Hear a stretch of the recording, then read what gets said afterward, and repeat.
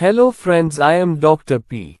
K. Paul. Welcome to my channel. Let's think about life differently and change it. So friends, the book I will read today is called The Magic of Thinking Big.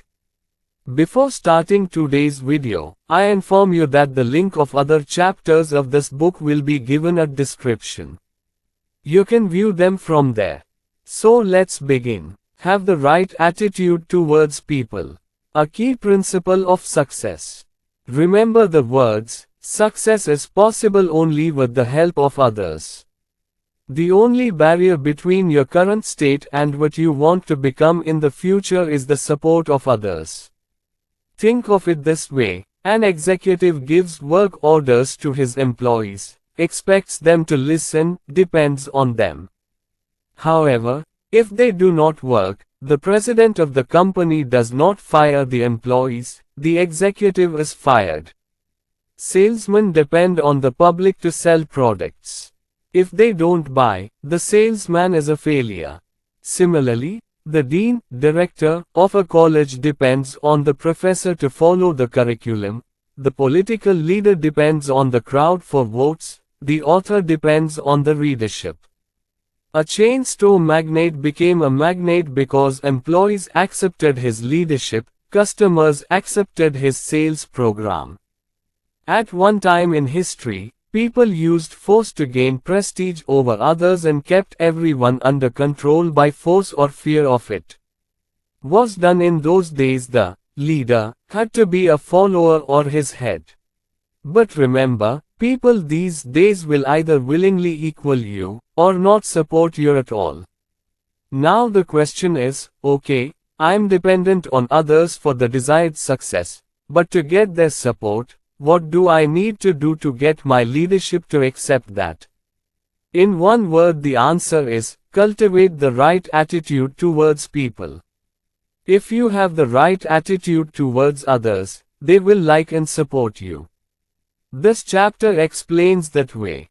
This happens thousands of times every day. A session of a group of 24 societies is underway.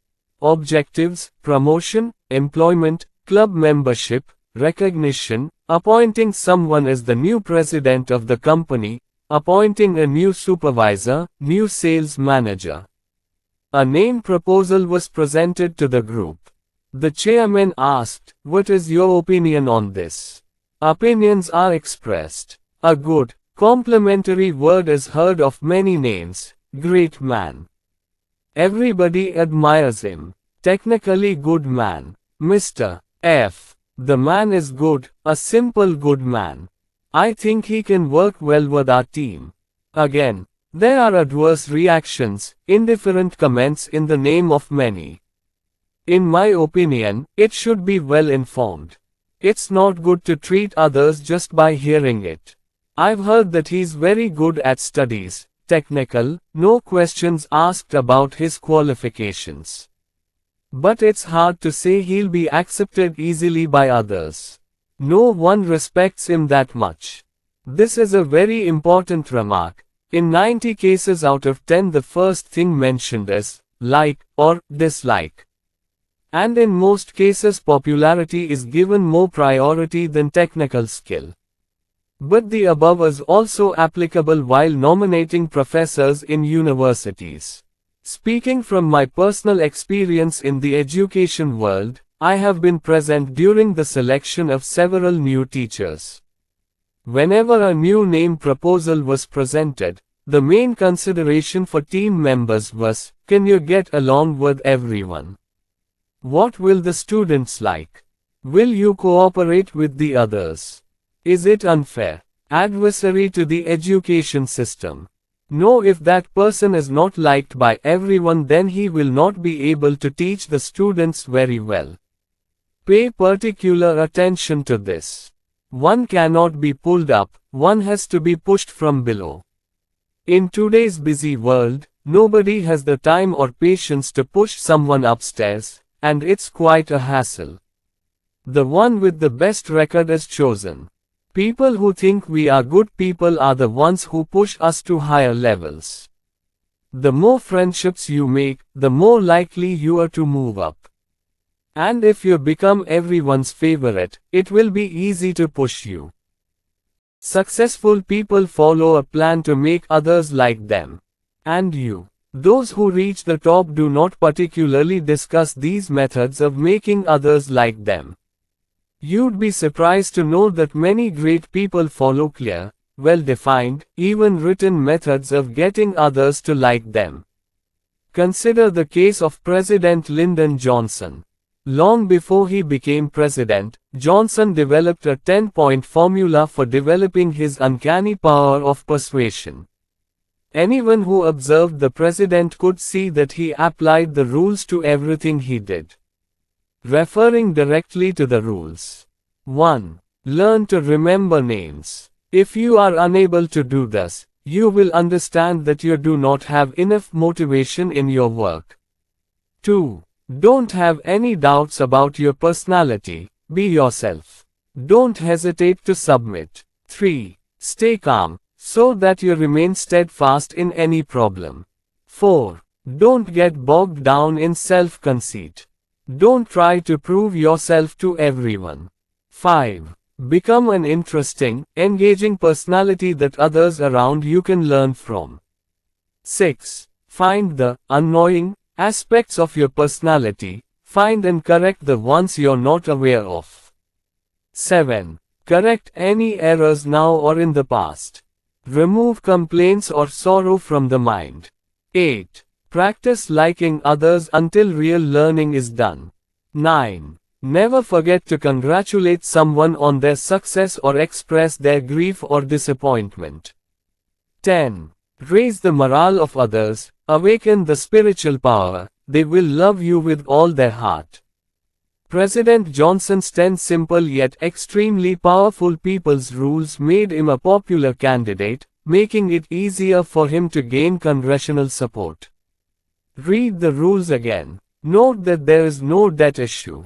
Why should I come to him and ask for forgiveness? There is no attitude. All I know is the rest are idiots, no idea. Great figures in industry, fine arts, science and politics may not be great men, but they are all sincere. Their characteristic is that they are loved by all. But don't try to buy friendship, it's not for sale. It is a beautiful thing to give a gift, if the gift is expressed with pure goodwill, a sincere desire to give, and an affectionate love for the one to whom it is given. Without genuine goodwill, the gift becomes a bribe. A few days before last Christmas, I visited the office of the president of a medium-sized truck company. On my way to work, I saw that a local tire recap company had sent the president a gift of drinks through a distributor. My friend was furious and asked to take the gift back. After the delivery guy left, my friend explained to me, wrong. Don't understand, I love giving and receiving gifts. Then he mentioned several gifts received from various business friends on the occasion of Christmas.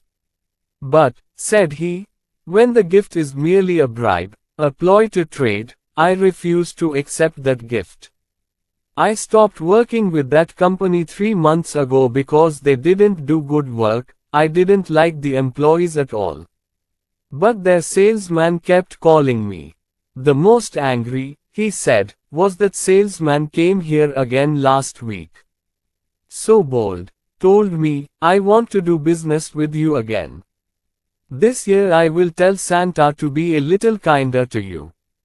If you didn't send those bottles of wine back, would you have said, how did you like our gift? Friendship cannot be bought. If you try to buy it, you will suffer a double loss. 1. How much money is lost? 2. Others become hostile to us. Take the first step in building friendships, leaders do. It is very easy to say, let him not come forward first, look, let them call, I will tell him if he speaks first. It is also very easy to ignore others. Yes, simple and very natural, but the behavior is wrong. If you put the onus on making friends, you probably won't make many friends. In fact, talking to others, Coming forward on your own is also a sign of leadership. Then when meeting with a group, notice one important thing. The most important person comes forward to talk to the others first. Bigger people will walk up to you and start a conversation with you. Hello, my name is Jack, and note, you will see that personality is really important, because he can build friendships. Be kind to others. As a friend of mine said, I may not be that important to him, but he is important to me, so he needs to be talked to. Have you ever noticed how people are waiting for the elevator? It's different if you're with someone you know, or no one talks to the person next to you. One day I sat for a test. I decided to talk to the gentleman standing next to me. I have seen talking to strangers like this 25 times in a row, 25 times, but received sweet, friendly treatment. Talking to strangers may not be the most urbane, fashionable thing to do, but everyone enjoys it. And the biggest gain is, he is happy to say two kind words to a stranger. Be happy and rest assured. So every time you talk to a stranger, you will find yourself enjoying it. Much like warming up the car on a cold winter morning. Bowling balls: 6 ways to make new friends with little effort. 1. Party, meeting, plane, workplace, anywhere, anytime. 1. Talk to new people whenever you get a chance. 2. Make sure that the other person hears and understands your name clearly. Can. 3. Make sure you pronounce the other person's name the same way. 4. Write down the name and make sure to pronounce the name correctly. Many people don't like to pronounce their name wrong. Ask for his address and phone number if possible. 5. If you want to get to know someone better, write them a note or call them. It's important. Most successful people get back in touch with that new friend later by letter or phone. 6. Finally, say nice words, sweet words to strangers. You will also feel comfortable. You will be able to do the next thing properly. If you apply these 6 rules, you will understand that you have the right behavior and attitude towards people. But ordinary people do not think like this. Mr. Ordinary people will never go ahead and talk to anyone. He will wait for someone else to come forward. You take the first step. Act like a successful person. Come forward to meet people. Don't hesitate to be a little different from others. Get to know others and introduce yourself. Recently my partner and I were asked to test an entry-level application for an industrial sales job. I saw that the applicant, let's call him Ted, has enough qualifications. Smart boy, good-looking and ambitious. But seeing one thing, at least temporarily, we are forced to rule him out. Ted's greatest weakness was, he expected perfect behavior from everyone. Ted used to get irritated by little things like mistakes in grammar, someone not lighting a cigarette properly, someone wearing awkward clothes, and so on. Ted himself was surprised to learn of his own flaw-seeking addiction. But he wanted a bigger mind job, so he asked us how to overcome that weakness. We made 3 suggestions. 1. Admit it, no one in the world is perfect. Many may make fewer mistakes than others, but no one is perfect. It is human nature to make mistakes. 2. Accept that others may be a little different. Do not accept yourself as God. Don't hate or dislike others just because they behave differently from you or because they dress differently, like different religions, parties or castes. You don't need to agree with what others are doing, but that's no reason not to like them. 3. Don't be a fixer. Adhere to the life philosophy of tolerate and tolerate, expect to do. Most people are wrong. Don't like the phrase done at all. Sometimes it's best to keep your own opinions to yourself. Consciously Ted heeded these suggestions. After a few months he had a whole new perspective. Now he accepts people as they are, not 100% good or bad. Besides, he said, things that used to make me angry now make me laugh. Now I realize that if everyone were the same, if everyone were perfectly honest, life would be very dull. Notice the simple yet important truth. No one is completely good or completely evil. There is no such thing as a perfect person. But if we can't control our thoughts, then almost we will find reasons for dislike in everyone. Likewise, if we think in the right way, if we behave rightly towards others, then it is the same. There are many qualities in people that are desirable and even admirable. We'll find. Look at it this way.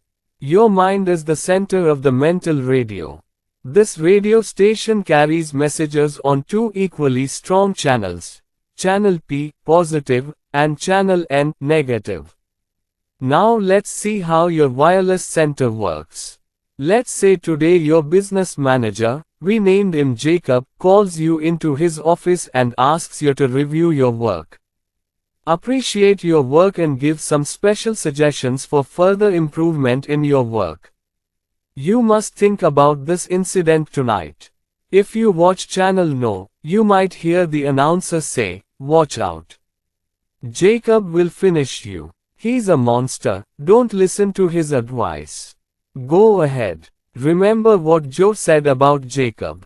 Right. You're too, Joe. He wants to grind on the phone. Next time he calls, it is better if you go and ask him directly what the criticisms mean. Watch Channel P and hear the announcer say, Mr. Jacob is a good man. The advice is right. I'll probably learn to do a better job, maybe even get a promotion. The old man did me a big favor. Thanking him tomorrow for his constructive help. Come on, Bill's right, working with Jacob is a joy too.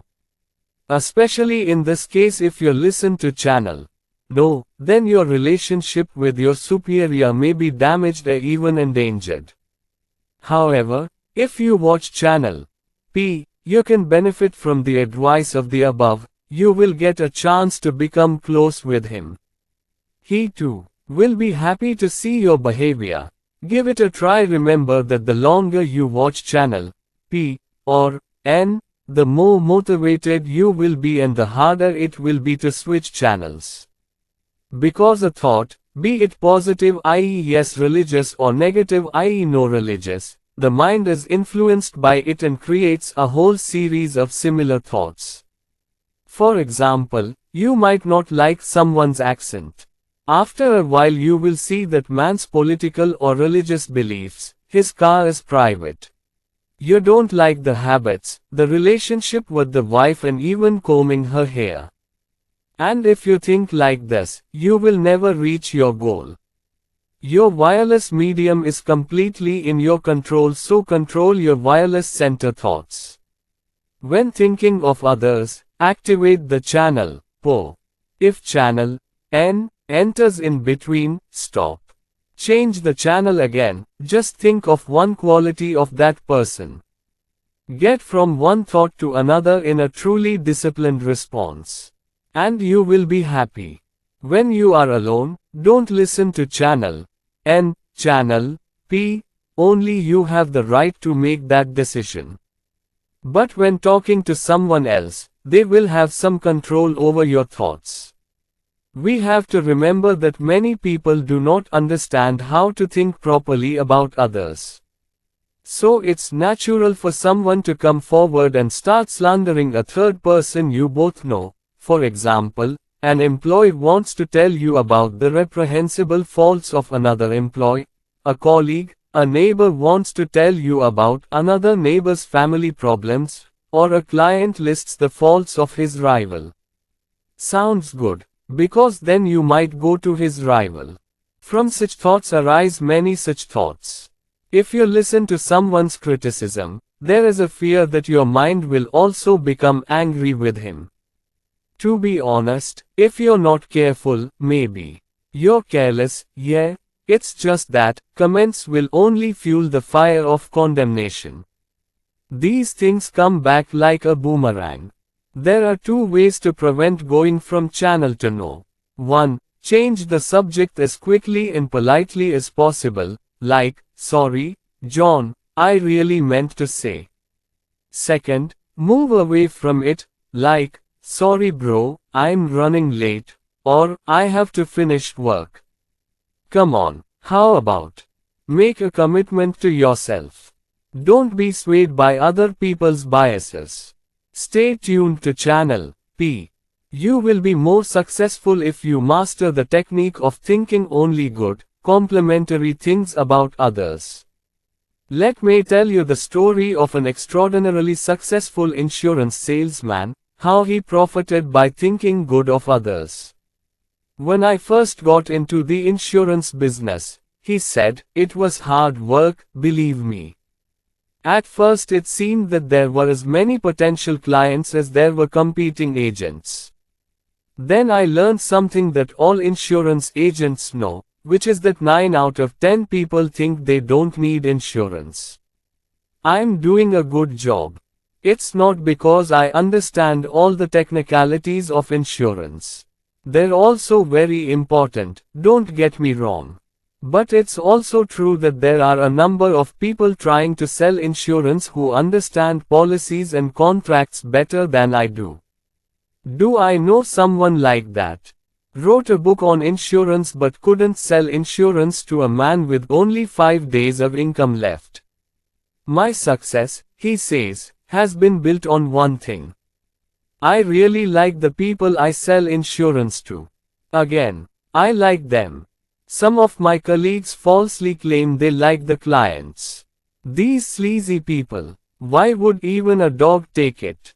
If you pretend, your mannerisms, your eyes, your face will all sound false. When gathering information about a potential client, I do the same work as any other agent. I find out the client's age, where they work, how much they earn, how many children they have, etc. Also, I collect something that most salesmen ignore, which is to find enough reasons to like the prospect. Maybe I find that reason in his work, maybe something in his previous record. But definitely find some reasons to like him. Do it. Then whenever I think about that prospect, I look for reasons to like him. Before I utter a word about insurance, I think about liking the prospect. This little method really pays off. As I like him, he will start liking me. After a while, instead of sitting on opposite sides of the table, we worked out his insurance plan together. As I became his friend, he considered me. Remains completely confident. But people don't accept me at first sight, but I see that if I like him, he accepts me, we can do business together. About last week, she said, went to meet with a very difficult prospect for the 3rd time. Met at Dogara. Before I could say, "Good evening," to him, he started abusing in a furious rage. He went on and on, finally saying tiredly, "The informer will not come to me again." After listening to all of his words, I stood in silence for a second, looking into his eyes, then said softly with true sincerity, "Mr. Come today, but I have come to meet you as a friend. Just yesterday he bought a $10,000 endowment policy from me. Solpork is known as the king of Chicago's equipment market. Starting the business 21 years ago with bare hands, today he sells more than 160 million devices a year in metropolitan Chicago. Solpork believes its success lies in its attitude towards customers. The customer, says Mr. Pork, should be treated like a house guest. Right attitude towards people, right. And that is the simplest formula for success. Treat the customer like a house guest. This method is effective not only in the store but also outside. Use the word employee instead of customer or client and it sounds more like treat employees like guests. Treating employees first class will result in first class cooperation and productivity. Among those who revised an early version of this book was a close personal friend. His own business was a management consultancy firm. After reading the above example, he commented, "This is one of the benefits of liking and respecting others." Now listen to a case of the consequences of disliking, disrespecting others. This was a personal experience of a friend of mine. The experience is quite significant. Say, listen. We got a contract to provide consulting services to a relatively small soft drink bottling company. The contract was quite large, about $9,500. The client didn't have much institutional knowledge. In addition to the business crisis, it had also made some mistakes in recent years, which he has to pay a lot for that. 3 days after getting the contract, my partner and I went to his company. His office is a 45-minute drive from our office. I can't remember now where it all started, but we started criticizing our client. But before we were aware of the whole thing, we started discussing. We were talking about how he was. Because of his stupidity, his condition has become so miserable, but we were not discussing the solution of that problem. I remember a very clever comment, saying, "The only reason Mr. F is still standing is because of his huge grandson." My partner laughed. And his son, although 35 years old, his only qualification for sitting in the chair he occupies is his English ability to speak. We did it all the way through the customer's slander. The afternoon session was cold, lifeless. Now that I think about it, it seems that our client probably understood our words. They must have thought that they think I am a fool, that if I explain something about my money, it will probably work. 2 days later, I received a 2-line letter from the client. It said, "We have decided to cancel your consultancy service contract. If there is anything owed for your work so far, please let me know." Just 40 minutes of criticism and negative thinking cost us a $9,500 contract. Even more sad was when we later found out our former client had contracted with an out-of-town firm. If we had seen his qualities, perhaps the work would not have been missed. And it is not that he did not have qualities. Almost everyone has some qualities. The key to success is to discover and enjoy success. Let me tell you a way. Attend as many discussions as possible over the next 2 days. Notice 2 things: who is participating the most in the conversation and who is the most successful. I have noticed from my own hundreds of experiences, the one who talks the most and the one who succeeds the most are never the same person. Almost without exception I have noticed that the more successful he is, the more liberal he is in conversation, that is, he encourages others to talk about him, his opinions, achievements, family and work problems. Generosity in speech leads to success in 2 important ways. Possible. 1. Generosity in speech widens friendship. 2. Generosity in speech helps to get to know people better. Remember, the general public is more interested in talking about themselves than the world. He will be happy if you give him that chance. Kindness in conversation is the easiest, simplest and surest way to build friendships. The second benefit of politeness in conversation is that it helps people get to know each other better, which is very important. As I said in Chapter 1, people are studied in success laboratories. The more we learn to understand people, their thoughts, weaknesses and strengths, why they do what they do, the better we can influence them as we wish. Let me give an example. A large advertising company in New York, the other 5 One thing that companies specialize in is why the public will buy their advertised product. However, this organization is also working on another issue. They ask their copywriters to stand in the middle of the crowd, at the counter, for 1 week every year to get people's opinions on their product. By listening to the public's opinion, copywriters can write better content, encouraged to create effective ads. Many progressive businesses conduct so-called terminal interviews for employees to leave their jobs. The purpose of this interview is not to convince the employee not to quit, but to find out why they want to quit. As a result, the company can improve its relationship with its employees.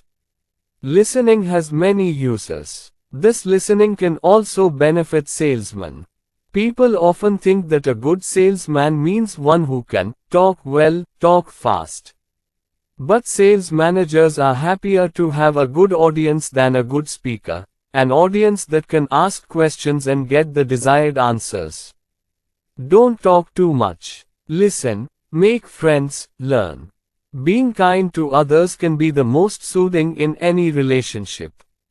You will not get 1/10 of the joy that you get from doing small things for others, in any commercial work.